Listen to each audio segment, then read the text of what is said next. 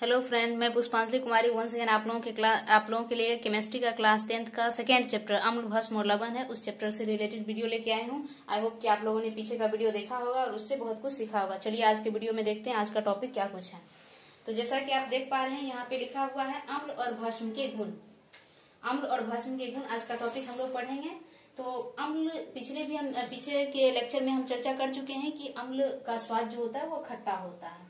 अब जैसे बात हम कर ले नींबू का, संतरा का, कच्चे अंगूर का, तो ये सभी जो फल होते हैं इसमें ये इसको सिट्रस फल हम कह सकते हैं। इसको सिट्रस फल कह सकते हैं, सिट्रस फल कह सकते हैं। और इसमें सिट्रिक अम्ल मौजूद होता है, इसमें सिट्रिक अम्ल होता है और इसका स्वाद खट्टा होता है। इसके अलावा अगर हम बात करें तो 6% एसिटिक अम्ल यानी CH3COOH, इसको सिरका कहा जाता है। सिरका अगर पूछे कि सिरका में कौन सा अम्ल होता है तो एसिटिक अम्ल होता है CH3COOH और ये कमजोर अम्ल होता है। सिरका को हम लोग खाते हैं, चटनी बनाकर और सलाद वगैरह में मिलाकर खाते हैं।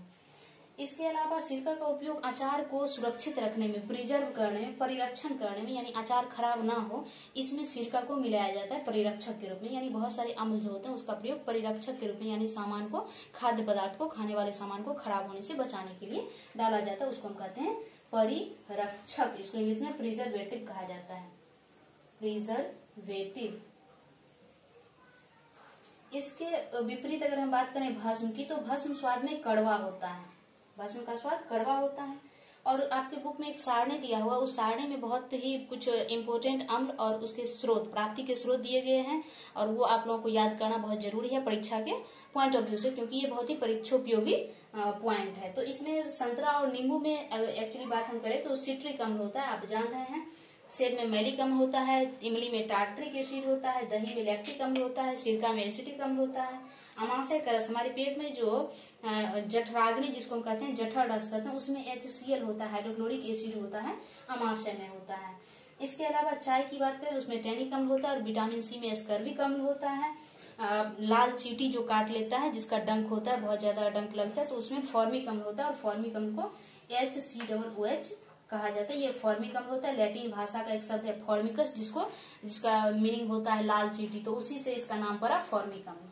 तो ये विभिन्न प्रकार के अम्ल की बात हम कर ली। इसके अलावा अगर हम बात करें तो कुछ अम्ल विषैले भी होते हैं और संक्षारक होते हैं। संक्षारक होने का मतलब होता है कि किसी भी धातुई वस्तु या कोई भी वस्तु का ऊपरी परत जो होता है उसको नष्ट कर देने वाले प्रवृत्ति के अम्ल होते हैं। एसिड का प्रवृत्ति ही होता है किसी चीज का ऊपरी परत को क्षय कर देना, नष्ट कर देना। अगर एसिड किसी के शरीर पे गिर जाए तो उसका ऊपरी परत यहाँ तक कि अंदर अगर ज्यादा पड़ जाए तो अंदर तक क्षय हो जाता है, नष्ट हो जाता है, जल जाता है। तो इस प्रवृत्ति को हम कहते हैं संक्षारक प्रवृत्ति, कोरेसिव प्रॉपर्टी।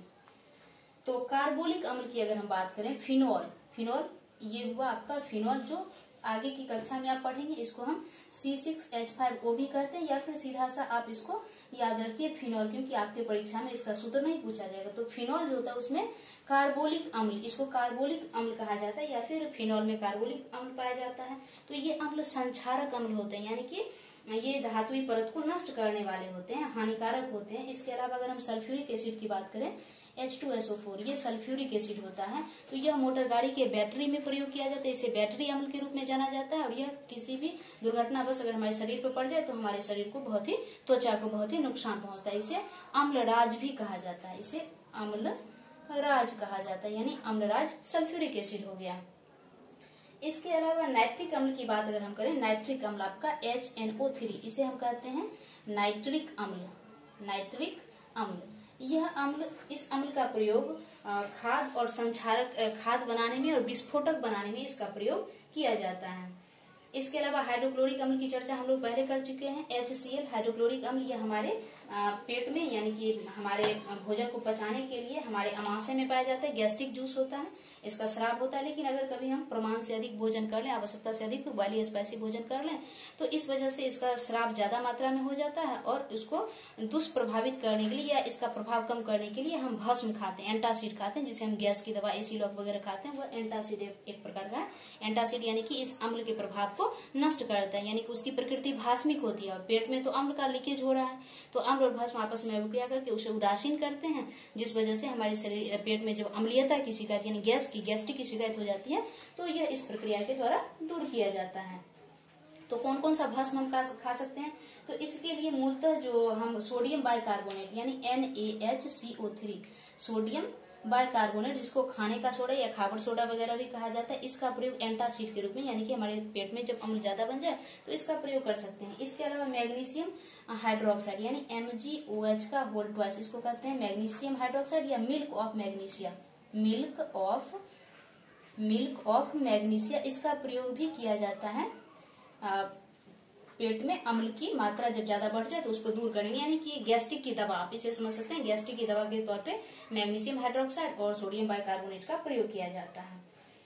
लेकिन कुछ ही भस्म का प्रयोग होता है, सभी भस्म का नहीं। जैसे कि चूना जल की अगर हम बात करें, CaOH का होल ट्वाइस, चूना जल, यह भी एक प्रकार का भस्म है, लेकिन इस भस्म का प्रयोग कभी भी हम अम्ल को दूर करने के लिए, यानी हमारे पेट में अगर अम्ल की मात्रा हो जाए तो उसे दूर करने के लिए कभी भी इसका प्रयोग नहीं कर सकते, क्योंकि ये विषैले होते हैं। इसके अलावा बेरियम हाइड्रोक्साइड BaOH का होल ट्वाइस, यह भी विषैले होते हैं। Sodium hydroxide NaOH, potassium hydroxide, ये सभी विषैले भस्म होते हैं और इसका प्रयोग कभी भी पेट की अम्लीयता को दूर करने के लिए नहीं किया जा सकता है। टूथपेस्ट की बात अगर हम करें, दातून हम जो टूथपेस्ट करते हैं, ब्रश करते हैं, तो उसमें जो पेस्ट लगाते हैं उसकी प्रकृति भी भास्मिक होती है, क्योंकि हमारे मुंह में अम्ल होता है।